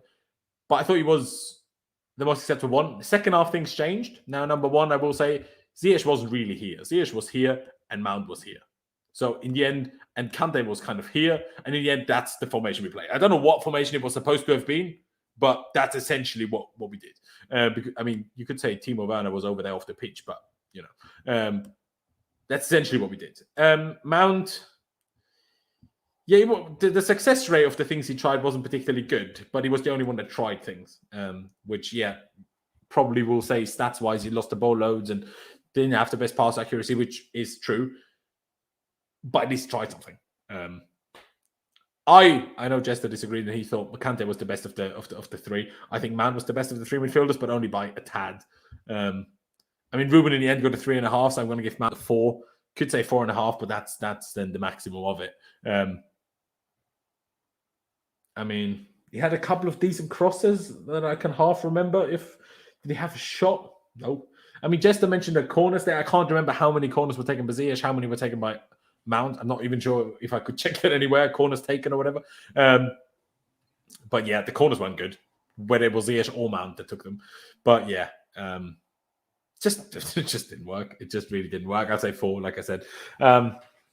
Jester, you mentioned it there with the corners. What were you going to say about the corners? Do you know how many he took and how many Ziyech took?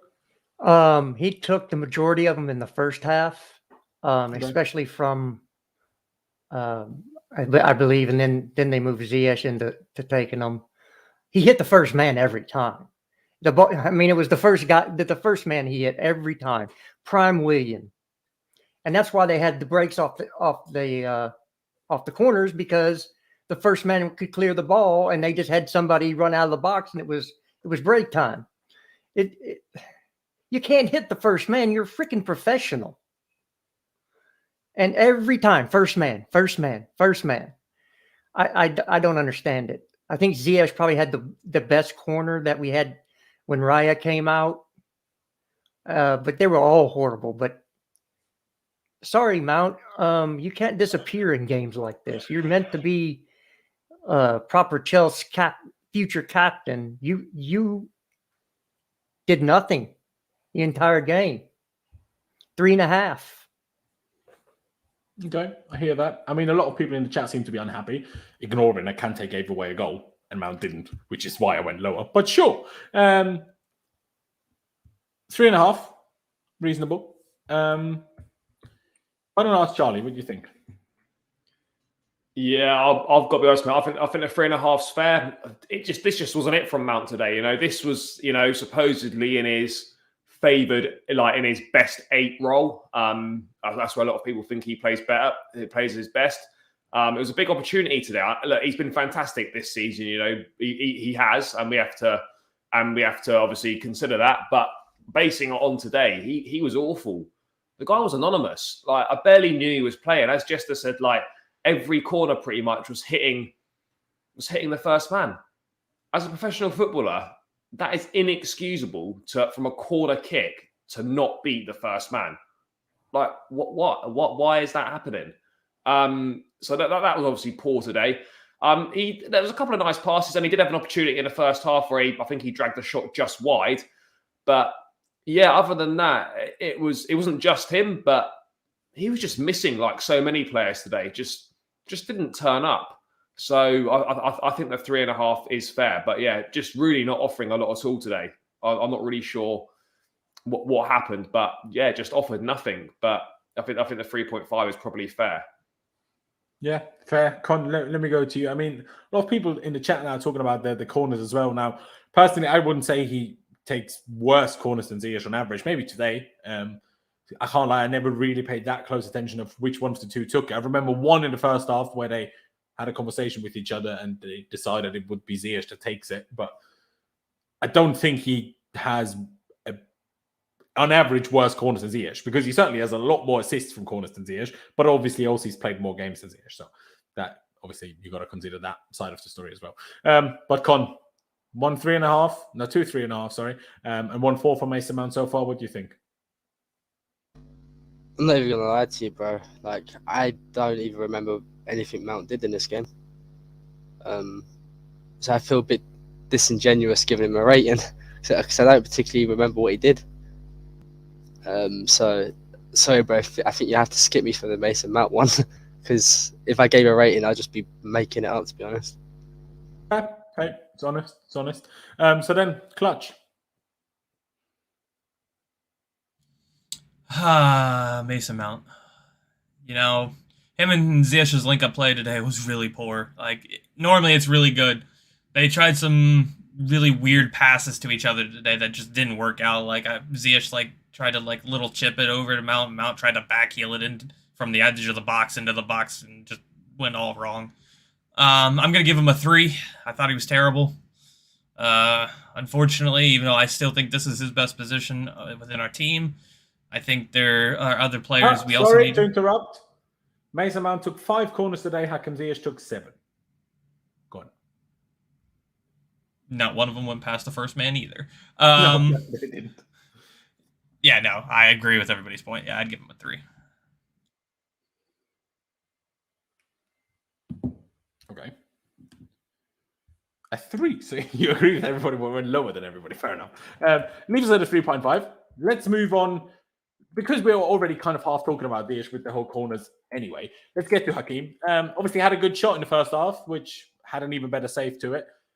But otherwise, he was so poor. I mean, Jester said it earlier in terms of that he just falls over too easy. There was this one where he tried to dribble past the fullback. He pushed it too far ahead of himself. Then the defender outpaced him and pulled him back the slightest, and Ziyech just fell over. I was like, excuse me. And then what also Jester mentioned in terms of when Kante, obviously, in my opinion, or in most people's opinion, had that mess up for the second goal, Eriksen's goal. It was Ziyech at the following the corner, which must have meant Mount took that corner because otherwise Ziyech wouldn't have been the guy at the edge of the box. But he got the ball, tried to play it back into the box, play it straight to them. Then the ball came back out, and he basically did a Werner, didn't even try to win the ball. It went past him, they counter-attacked, and what happened. But yeah, it really wasn't good. What did we give the other ones? 3, 3.5, 3.5. I don't know. Shall we just go with the similar lines? I don't know. I don't think he was necessarily worse than Mount and Ruben and stuff, but I don't think he was better either. So 3.5 probably is what I'd say. Clutch, where do you go first in this one? A 3. I think his brain was like, Ziyech is such a silky smooth player, but today everything was so slow. It was like his brain had lag compensation. It was like he was wanting to do things, but it wasn't going through. It was like his internet was here in America and he was trying to play with the internet here. It felt like he was so slow. His decisions were not quick enough. He honestly, when he got the foul in our half, that was not a foul. The guy got all ball and they should have been on a break. But he just held on to the ball too long, too many different times. And he did have that good shot, though. Yeah, 3. You know what? I do agree. I do agree that he was worse than Mason personally. So I'll say 3 as well. But do I think it was worse than Ruben? I don't. Hence why I gave Mason a 4 and would have wanted to give it Ziyech a 3.5 in the end. But hey, here we are. So I guess 2 3s then. Con, much of an opinion on Ziyech? I do actually. I think off the ball he was decent today. I don't think he was too bad. He had the most interceptions for us today, which goes to show you about everybody in midfield and defence, isn't it? He had a big chance created as well. I think it's the Havertz one, that cross. It was a good cross. Pass into pockets. No, that was Reese's cross, wasn't it? No. I'm talking about the cross that Lukaku was on. The header that he put just wide. Yeah, there you go. Yeah. So, like, even though he had a quiet game, I don't think he was terrible, you know. Like, he still, you know, created a big chance, did his thing off the ball, and he's I still will say, passing. yes, he had more interceptions. I mean, I don't know about everybody else, but Mount had 1 interception, Ziyech had 2. So, like, Yeah. it was more. But but it just goes to show, like, I don't think he was terrible today, so I'll give him a 4. Like, I don't think he was god awful. I just think he was a bit ghosting, and then getting put on the left for a little bit. I don't understand what that was about. Like, what the hell? He got moved to left wing back at the end of the game. Yeah, it's like, why are we playing Ziyech at left wing back? What the fuck's going on? I don't know that one either. So, what did you say in the end? Sorry, I was reading stats. Rating wise, 4. I mean. 4. Okay. Fair. Yes, though. Yeah, he had his score on the front of his jersey today. He's a 3. Sorry, you can't lose the possession 26 times out of 86 touches and not score That is a lot. and think that I'm going to be happy about this. I've told you guys, this guy is a volume player. If you go back and look at all the times you've praised him, he loses the ball over 20 times a game. It's not good. This is not Eredivisie. This is the Premier League. You might be able to play the dross over there and lose the ball 20 times a game and still pipe the league. You ain't doing that in the Premier League. His corners were poor. Letting Mbumbo turn him like that. At that point, Ziyech, you're a defender. You take the yellow card and drag him to the ground. Sorry. You thought you were going to get ahead of him and either create a foul or get a header over somebody who's twice your size and weight? Come on. That's not even football IQ there. And it's not good enough. I'm tired of hearing, well, you play Ziyech in his natural position, we're going to be good. No. He loses the ball too much. He's not clinical. And if you gave him 86 touches and he couldn't score, why you need him on the pitch? 3. 86 touches. Did he have that? There you go. What's interesting though, because I just compared stats, because obviously where I usually check stats doesn't show where is it now? I lost it again. Possession lost. It doesn't show that stat, which on SofaScore says 26, like Jester just said. But when you look at the stats, he had a pass accuracy of 90%, 5 passes not being accurate. He was dispossessed on 2 occasions. So if you have a pass accuracy of 90%, you were dispossessed on 2 occasions, how can you have lost the ball 26 times? I don't really understand how that's possible. I don't know. I mean, his crosses was 5 out of 18, so that's 13. But still. I just want to make a point as well, like just you said about the high output sort of thing, whatever you phrase it, sorry. But players like De Bruyne are exactly the same, bro. It's don't put Ziyech in the same. No, but I'm saying that the style. If you look how many times De Bruyne sometimes loses it in a game as well, bro. De Bruyne's world class. Ziyech wishes he was. It's not a comparison you really want to make. No. I'm saying that even when you're a creative player, you lose the ball a lot. Look at Trent. Trent's a perfect example. When you're the guy trying to make things happen, you will lose the ball a lot. If you don't want him to lose the ball, then don't have a go for not trying to create anything, can it? It's one of those, bro. Well, he didn't create anything either. He did. He created a big chance. Oh, 1. Wow, 86 touches. Wow. No, it's not good enough. It is poor to only create 1 big chance, but I will say I still do to some extent agree with Con, because name me 1 creative player, but sometimes they have a bad day, sure, and then it doesn't come off. But name me 1 really creative player that doesn't lose possession often. Like, if you name me a few, fair, but I can't think of any, because probably most do. Do you know what I mean? Well, again, you just said he had 90% pass accuracy, so he wasn't playing creative balls because he would have had a lower pass accuracy if that was the reason he was losing possession, right? Yeah, but obviously that passes don't include crosses, and crosses we figured out was 13 of his ball losses. But again, that doesn't mean that's not good enough, because some of these crosses were not good. But then you also go to Mount. Mount actually had a couple of good crosses, but had 0 out of 8 completed crosses. which reads bad because it is bad, but also sometimes you play a good cross and no one's on the end of it, and that's not the guy's fault that crossed the ball. Not always, sometimes. That's why football is a mix of eye test and numbers. You can't go only by numbers, but you can't also only go by eye test. It doesn't work either way.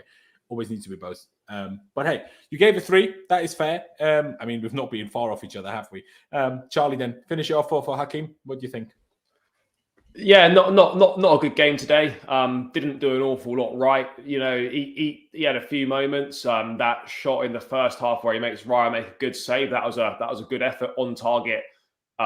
Did well with that. A couple of decent balls into the box, but there wasn't really anyone there, as he touched on. But you know, corners not good, and defensive output was poor today. And if you watch the Eriksen goal back as well, like Ziyech is tracking back and then he just gives up. Like that's not acceptable, really, in my opinion. I'm a big fan of Ziyech. I think he, like, when he's on it, he's class. But the problem is the amount of times he's on it is not very often. And just a slightly wider point to say, like, when you look at our forwards compared to the teams that we're competing with to try and win this Premier League, the gap is massive. You know, someone like a Riyad Mahrez, over 20 goals in all competitions this season. Mate, our top scorer hasn't even got 20 goals. That's from one wide position. Sterling, Jota, Salah, Mane. You know, this is why we're so far behind, because we don't have the goal scoring output in the final third. And that's just facts. That's where we're missing in this team. And these guys, whether, I don't know, it's all of them. People have got to contribute more in the attacking phase of play, and with goal contributions, assists, like goals and that.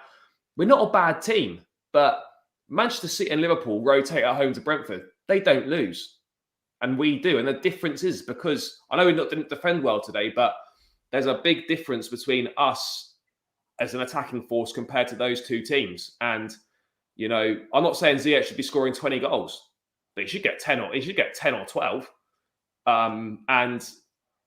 For as good as he has been in patches this season, like it's not good enough. And today was another example of that. I didn't think he was like real bad, but it wasn't great. And yeah, I think I'll probably go with the 3.5. But the wider issue is that these guys don't contribute enough for us to win the league. It's as simple as that. No, they probably don't. I can't remember quite how many people said what, because it was quite a long discussion about this. Now I give him a 3. If anyone knows I'm wrong, let me know. Let me just actually get one other thing on screen. A set of stats for Timo Werner. Haven't fact checked them, I will say. But if they're wrong, blame Clutch, because he's in this. But these were apparently the stats of Timo Werner today. No. Isn't that flipping brilliant? 0 successful dribbles. 0 chances created, 0 shots on target, 0 accurate crosses, 0 ground duels won, 0 fouls won, 2 key passes. Very loose definition of key passes, because I can't remember them. And 11 times possession lost, but compared to Ziyech, great. But considering that 90 times that basically Timo Werner gets the ball and passes it back to Rudiger every time, it's impressive that he lost the ball 11 times, really. 0% take on success and 0% shooting accuracy. Of course, he only attempted 1 shot, which is a problem in and of itself as well. Man, I said in the beginning, I wasn't angry earlier. Obviously, I got it out a little bit, but we can hate on Timo Werner all we want. Fact of the matter is, Thomas Tuchel keeps starting him.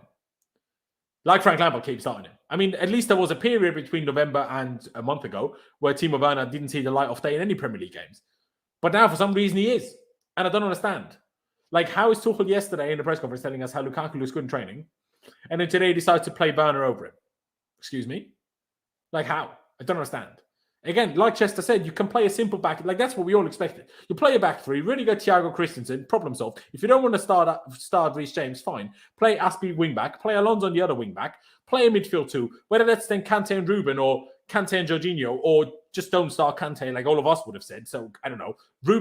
Play Ruben and Jorginho. Let Ruben actually dribble for once and then make a decision on everyone hating on him all the time. Do you know what I mean?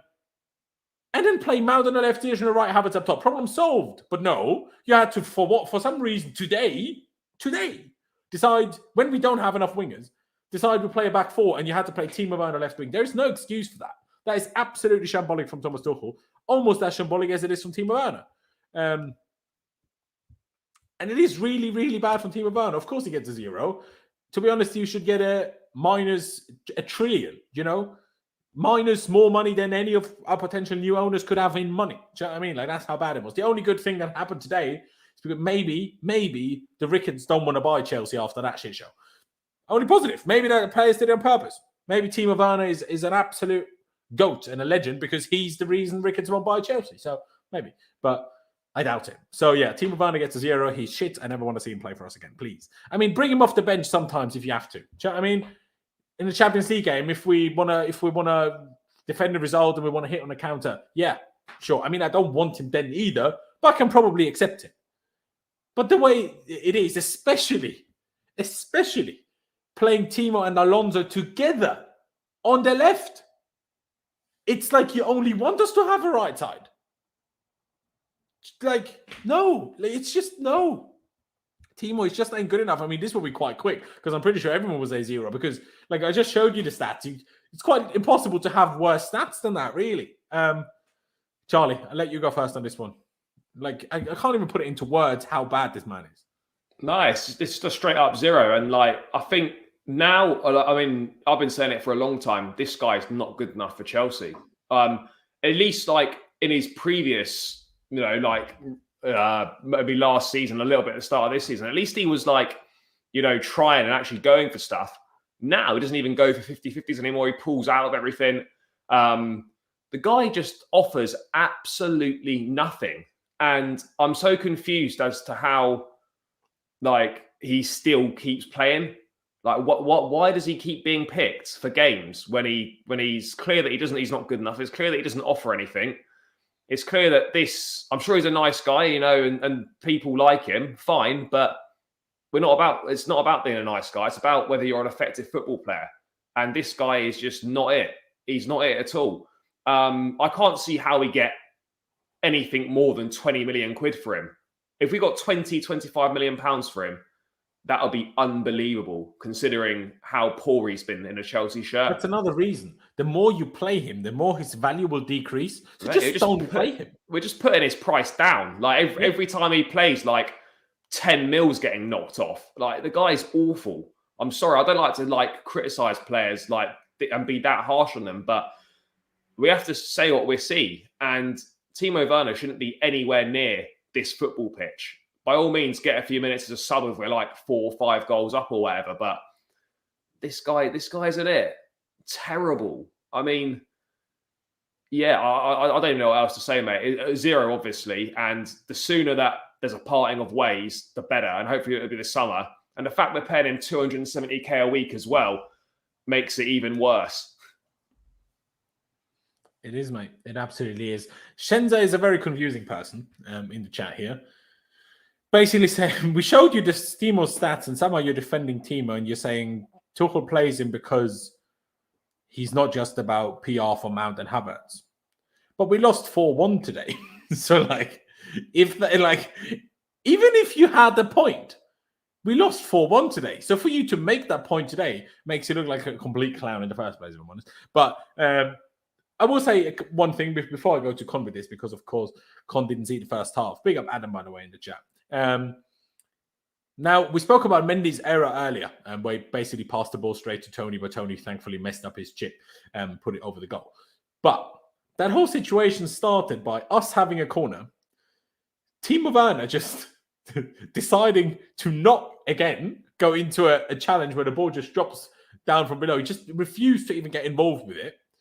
Then, to be fair to him, he runs back, as did Kai Havertz, runs back. He actually gets the clearance in the box, mishits the ball completely, clears it straight to another Brentford player, from which the situation happened in which Alonso passed it back to Mendy, a really bad back pass, and then Mendy misplaced his pass to Rudiger to Tony. So that whole situation started from Timo Werner backing out of a challenge again. And what happened later?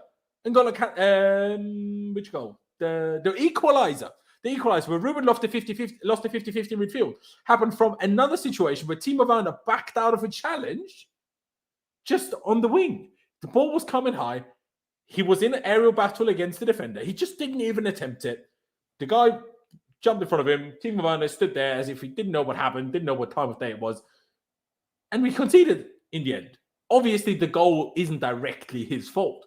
Neither is he directly at fault for Mendy's mistake in the first half. But fact of the matter is, the mistake from Mendy can only happen because Timo Werner made 2 mistakes. The fact of the matter is, Ruben can only lose the 50-50 because Timo Werner didn't even attempt to win the header. Like, it's one thing to lose a 50-50, and it's not good. Ideally, we win those 50-50s. City and Liverpool win a lot of their 50-50s. That's what good pressing teams do. That's one big thing. But it happens, and no matter who you are, even N'Golo Kante, one of the best tacklers in history of this sport, sometimes you lose 50-50s. But there's one thing that's inexcusable, and that's not attempting to go into challenges. And the amount of times over the last 4 weeks, Timo Werner has backed out of challenges is an absolute disgrace. And that's why, and I keep saying this, every time he plays, he does it. Every time. And he still keeps playing. That's why it's such a disgrace that he keeps playing, because it's one thing to criticize his ability, and we know he's shit. All right, we know that by now. I'm sad about that anymore. It's just fact. I mean, I knew it earlier than seemingly anybody else, considering everybody was at my throat when I criticized him 6 months into his Chelsea career. But now he doesn't even try anymore. And people are trying to justify playing him. Excuse yourself. Do you not like Chelsea Football Club? Because that's the only sensible explanation I can see for why you would defend playing Werner, a player that doesn't even commit to challenges. It's the worst thing you can do for a team. It's literally the worst thing you can do for a team, and it's absolutely disgraceful. But sorry, Con. Now I'll put it to you. Obviously, you only saw the second half, hence why I explained he also fucked up ones in the first half. But what do you think, man? Yeah, didn't get to see him for too long, but I wasn't impressed with what I saw at all. Yeah, I'm just tired of seeing him play. Can't lie. I ain't really got much to say on him. Yeah, I didn't see him do anything good. Yeah, just puts me in the mood when I see him play, bro. I'll happily give a 0-2. Fair. I mean, Shenza's still not understanding that Timo Werner shit. Have you ever considered that the reason Mount doesn't have an assist for Timo Werner is because Timo Werner can't score? Also, a lot of Mount's assists are, of course, from set pieces, and Timo Werner can't score from set pieces because his timing is also awful. Not only is he bad at heading, he's also bad at timing his jumps. Like, name me one thing that Timo Werner is not bad at other than cardio. Like, honestly, name it to me, please. Movement. But Tuchel literally during the game was shouting at Timo Werner for his awful movement. Ay. Clutch. What do you think? I think it's just a typical Timo performance. It's just he doesn't come with one of those random goal contributions that he sometimes gets. I think for me, the thing that blows my mind is the chat, and I see it a lot where people defend Werner and they talk about, well, he does this and that. It's like, bro, he's never going to be good in the Premier League. I promise you. He's never going to do it because he's not technically good enough. He can't dribble by somebody. And if there's a low block, he's screwed. Because he's not going to run into space where he actually has a chance to use his pace. And these days, he doesn't even look as fast as he used to be, so that doesn't even matter.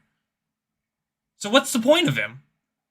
Oh, but his movement, Kai Havertz's movement is like 10 times better these days. That's why he starts up front. That's why we don't want Lukaku. So what's Werner going to do?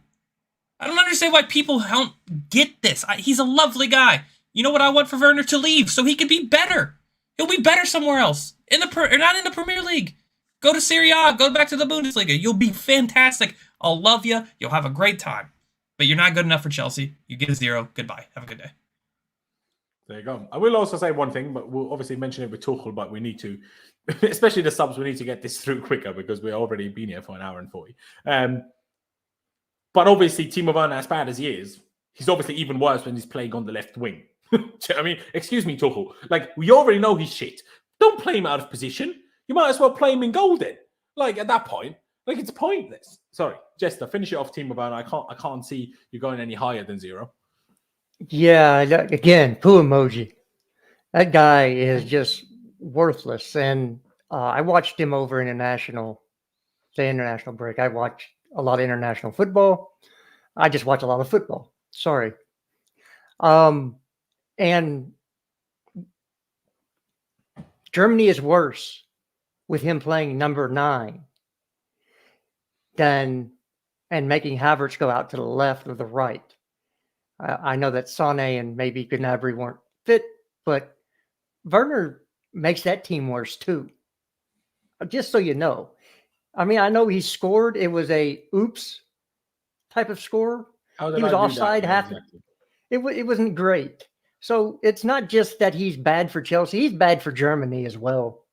And they're better when he's not on the pitch. So take it. He doesn't need to play anymore. Seriously. Put him in the kitchen with Callum. Let him chop up oranges with him. I'm just done with this dude. He's got no tech. He's got no shooting ability. He makes the team worse. He's like, he's not. Yeah, he makes the team worse, but it's like playing with a man less. That's what he is. Like, it's just so depressing. Let's move to Kai Havertz. I don't think it was overall bad, except his finishing, because he should have scored at least 2 goals. Obviously, he did score 1, but that obviously, unfortunately, bounced off his kind of chest, stomach area onto his arm. Again, who the hell knows even the handball rules? I thought when the ball bounces off of another body part onto your arm, it isn't handball, but apparently it was, because that's definitely what happened. He didn't control it with his arm. It bounced from his chest, stomach, whatever, to his arm. I thought that's not handball anymore by the new rules, but VAR, again, maybe I'm wrong though, because no one knows the handball rules these days. But he definitely should have scored the 1-on-1. Was a nice through ball by Kovacic to him after Kova had finally come on. And also the header, which was the cross from Hakim Ziyech, could have done better with. I'm never too harsh on headers because headers are difficult. If you've ever played football a lot and you try to score goals with a header, it's more difficult than it looks on TV, that's for sure. But still, he should do a little bit better with it. But especially the 1-on-1 has to be better, has to be much better. So for the misses, even though I think overall he was...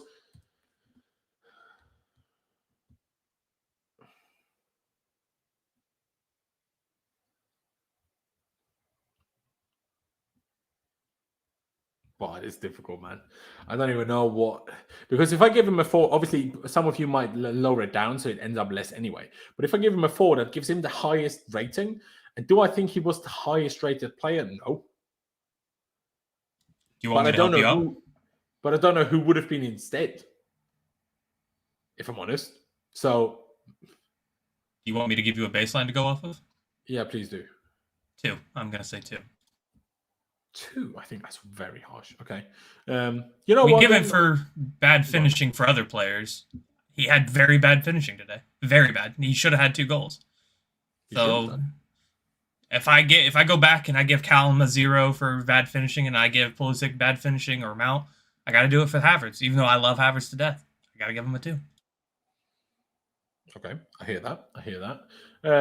On that note, then, Charlie, I'll go to you. 2 a bit harsh for you, or do you think justified with the chances he missed? I don't know. I might have gone maybe 2.5 or 3 potentially. But having said that, this was compared to what Havertz has been doing before the international break. This was a poor game today.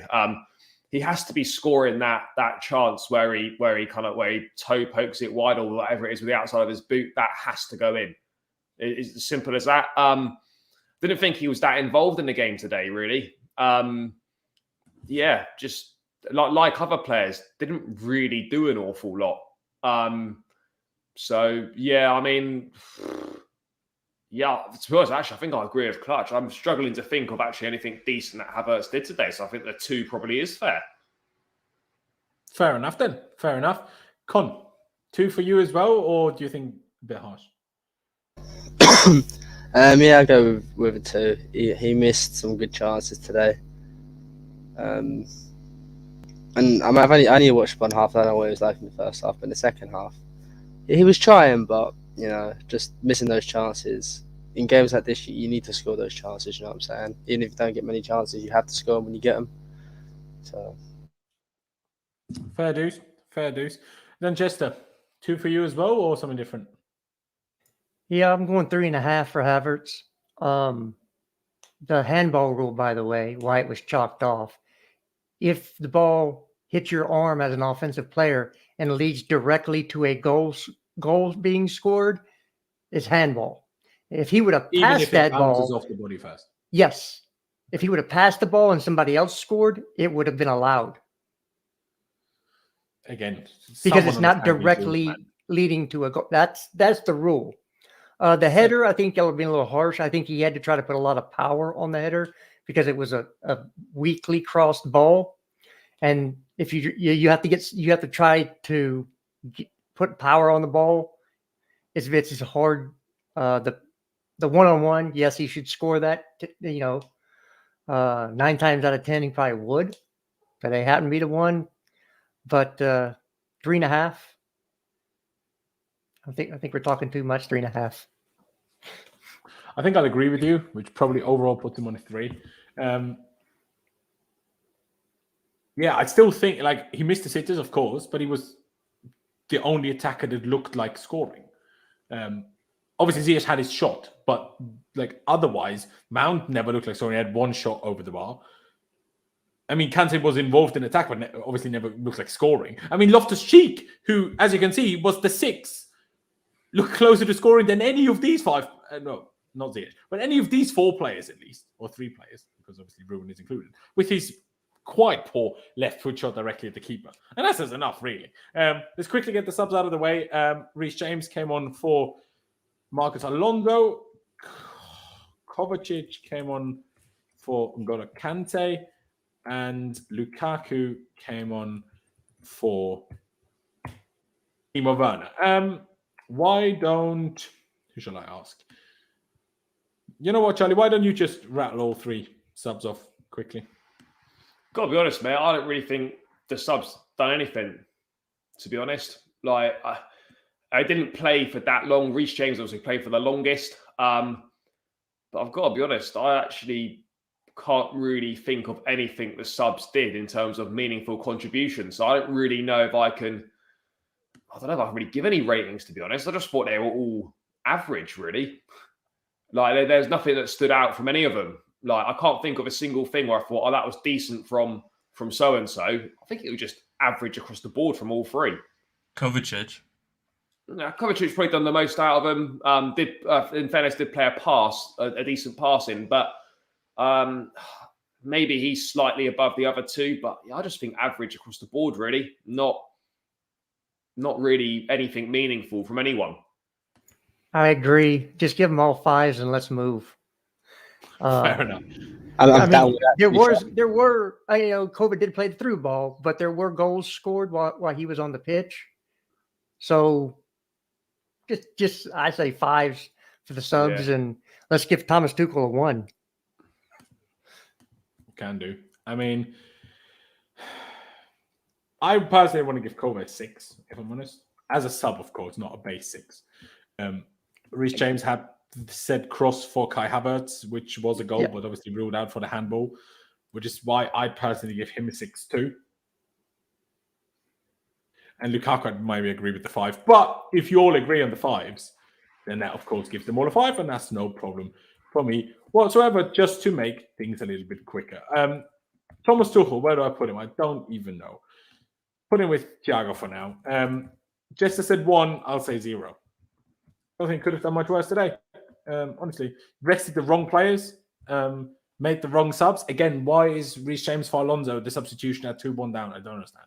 I really don't understand. Especially then putting Reece James at left back until we switched it with the second set of subs.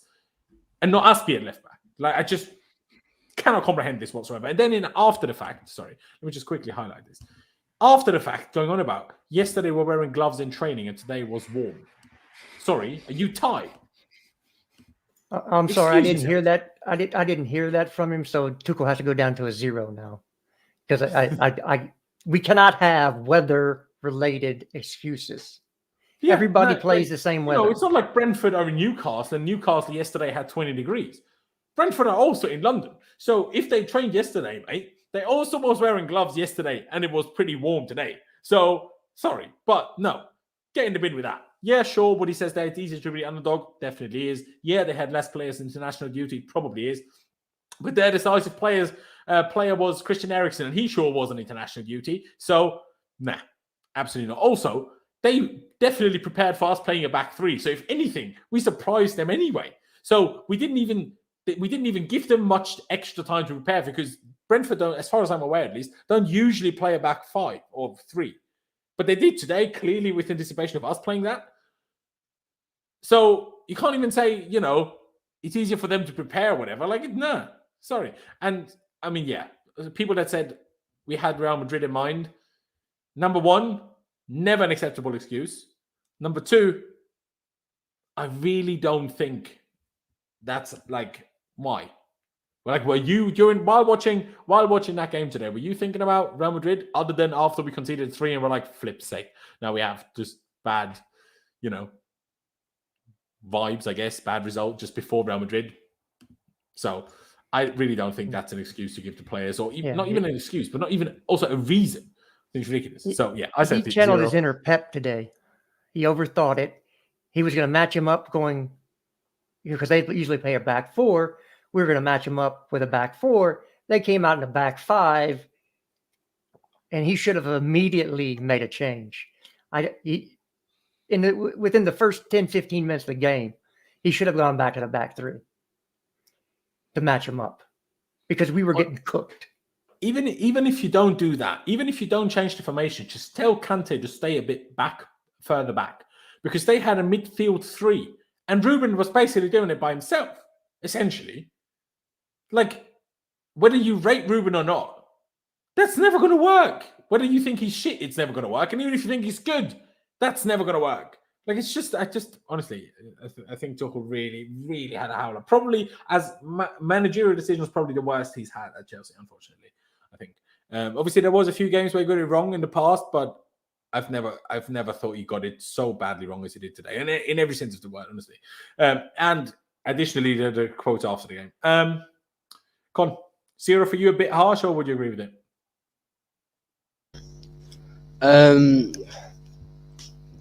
Probably give him a 2 as well. I think 0 is a bit too harsh, because some things today was individual error, and you can't blame that on the manager. But he played Werner. That in itself gives him a 0 for me. But if Pulisic wasn't fit and neither was Hudson-Odoi, well, Pulisic is probably just like jet lagged or something, but Hudson-Odoi wasn't fit, so he doesn't really have much. Play a back 3, bro. Play a back 3, and then a Mount Havertz Ziyech front 3, and there's no Werner. Yeah, true. He could have done that, but I'll give him a 2, because 2 is still really low as well. It is really low, to be fair. It is really low. Let me just see. Charlie, what do you think? Yeah, Tuchel just got to take the L today. Everything was wrong. Simple as that. He's been fantastic since he's been here. We want him to be here for many years to come, but today was a bad day for him. And take the L, and we move on to Wednesday. But yeah, subs were wrong, tactics wrong, formation wrong, personnel probably wrong as well in certain situations. Yeah, I mean, I'll probably give him the 1. Before, yeah, okay, you were going to not go 0 anyway. I mean, maybe one of you guys would change their mind. Change my mind. I will go 0.5 just because that 0 is solely reserved to Timo Werner today. And we were 1 goal up as well in this game. I even forgot about that. We went 1 up and still shipped 4 straight afterwards. So yeah, it's just a shocking day all round.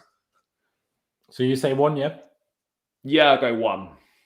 Okay. I'm still saying 0 because I gave Alonso and Werner shit emojis. So I can hold that 0. It's fair, dude. No, that's fair. Okay, Clutch, finish it off for us. I'm going to give him a 0. I'm going to keep it there. I have to, because for the last couple of weeks, I stressed this point that we don't make substitution at halftime when things are wrong. We just never do it. We knew things were wrong. In that quotes, he's talking about at halftime, we're fine. We're just doing the same thing because they haven't hurt us yet. Why does we have to be hurt to make the change? Why do we need that? Why do we need somebody to come and put us in our place for us to make a change? Thomas Tuchel is a way too good of a manager to not do that. We were screwed from minute 5. We knew it. I knew it. And I'm over here. And I suck. I'm not a manager. I would never be able to be one. But I knew we were going to get blown away if we kept playing the way we were. And we didn't make changes at halftime. Why? And it's the same complaint we keep making. Well, I keep making for the last 5 weeks now. So he gets a 0 today. I love the guy to death, and I want him to be here. But I need him to make changes when things aren't going right. And not when we get hurt. I don't necessarily disagree. I mean, I understand why they don't like to make subs at halftime, just because we only have 3. If we have 5, it's probably more likely. And you first need to see if they change something, if you want to change something, because if you change it the wrong way, then you're like, well, now I made it worse because of what they changed. So I understand the worry with it, but at some points I agree. Do I agree today? Yes, Werner should have come off. Werner shouldn't have started. Werner should have come off. Werner should have come off after 2 minutes if necessary. Just because it was like playing with the man down. It wasn't even like that he was doing this wrong or this wrong. He doesn't even get the ball half the time because everybody in the team is aware of how shit he is. So they don't give him the ball in important situations anyway. And when we do, he passes it back to Rudiger and nothing happens. So that's all that. Or he loses the ball. That's it. But Clutch, I'll stay with you just quickly. Performance overall, what would you give that? 4-1 at home. Doesn't really get much worse than this, does it? 0. Has to. We went a goal up and then we lost focus and we ended up losing 4-1. And, I get it because everything was kind of leading that way, coming back from an international break. Players' minds, the World Cup qualification was just yesterday. Maybe the players' minds aren't on there. I get it, but it's still no excuse. You're professionals at the highest level. You still got to do the game that you got in front of you. So a lot of it rests on Thomas Tuchel for his decisions that he put on the field today, but at the same time, players got to look themselves in the mirror as well. It's a 0. Okay. Con?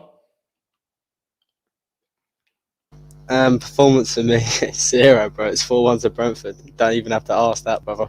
You don't really, but I have to make sure. Do you know what I mean? Chester, 0 for you as well, or is there No. 0.5 in there somewhere for you? No, there's a poo emoji. I mean, you could say 0 because we can't put a poo emoji in there, though. It's bad. I mean, like I said, we thought West Brom last year at the same time was bad. This was worse. Yeah, it probably was worse just because we obviously had the man sent off last time and this time we didn't. Charlie, then 0 for you as well. Poo emoji, whatever you want to call it. Mate, you can't lose 4-1 at home to a promoted side and give anything other than a 0. Awful today. Simple as that. I agree. I wanted to highlight a poo emoji, but until I get that emoji up, it's going to just take forever, and we'll just leave it at this. Ladies and gentlemen, I appreciate every single one who has tuned in. I realized I haven't told you today to subscribe and smash the like button, so please do it now if you're still here. Subscribe if you haven't already. On the road to 15,000 subscribers, smash the like button. Let's get to at least 100 likes at this point still. On your way out, just click that like button. Doesn't cost you any money, barely cost you any time. Man United losing 2-1 or 1-2 at home to Leicester at this moment in time with about 10 minutes-ish to go. VAR ruled it out. Of course, it's Manchester United, so of course they will get all the luck with VAR. Obviously, I haven't watched it, so it could be fair enough. But here we are. Real Madrid 2-1 up after Benzema missed a penalty earlier. He got another penalty a bit later, and this time he scored. So they're 2-1 up. Brilliant. Apparently also scored the first one according to Adaj in the chat here. But yeah, ladies and gentlemen, subscribe if you haven't already. Check out all of my lovely guests today. Of course, Charlie's YouTube channel, The Bruce Brothers. Chester's on what's it called? Twitter. Con on Twitter. Clutch on Twitter. All the links are down in the description. Ladies and gentlemen, thank you guys for watching. Bloody upwards and onwards. I'll see you on Tuesday for a Real Madrid preview with your expert, who will definitely be taking the piss out of us losing to Brentford, so can't wait. But let's get to Wednesday. Let's make things right. Let's play better, and let's actually have a full round. Apparently, it was announced there were 39,000 people in the stadium today, which I'm not quite sure how that's meant to be remotely possible. But hey, here we are. But yeah, thank you guys for watching. Up to Chelsea, upwards and onwards, and we'll see you next time.